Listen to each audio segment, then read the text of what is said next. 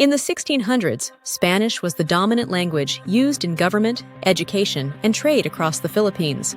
However, a study conducted by the Instituto Cervantes de Manila in 2010 revealed that only about 1% of Filipinos spoke Spanish. So, what led to the decline of the Spanish language in the Philippines? Where did the native Spanish-speaking Filipinos go?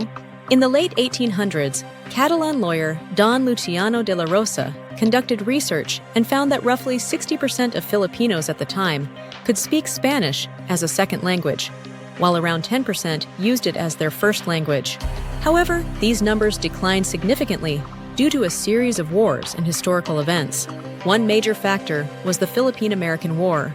According to historian James Goodnow, about 1/6 of the Filipino population, approximately 1.5 million people, perished during the conflict. Many of these casualties included intellectuals and leaders who were familiar with ideas of independence and freedom, and a significant number of them were Spanish-speaking. World War II further weakened the Spanish language in the Philippines. The war led to the deaths of millions of Filipinos, many of whom were native Spanish speakers. The Battle of Manila alone resulted in over 100,000 casualties, caused either by the Japanese-led Manila Massacre or the American bombing of the city. Additionally, 90% of Spanish-owned buildings and institutions in areas such as Intramuros and Ermita were destroyed, dismantling the center of Hispanic influence in Manila. Following the United States' victory in 3 wars on Philippine soil, English was introduced as the language of governance and education. This shift further marginalized Spanish.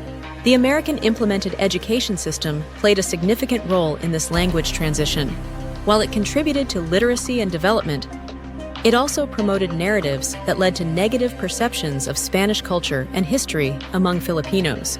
The situation worsened during the political changes of the 1970s and 1980s when Spanish was officially removed as an instructional and official language. As a result, its use dwindled even further. Today, Spanish is spoken by only a small minority in the Philippines. However, there has been a renewed interest in the language, and its revival holds promise. Despite this, the future of Spanish in the Philippines ultimately depends on Filipinos themselves, especially those who, in the words of Manuel Quezon, possess the wisdom and patriotism to preserve the Spanish language. If you found this topic interesting, follow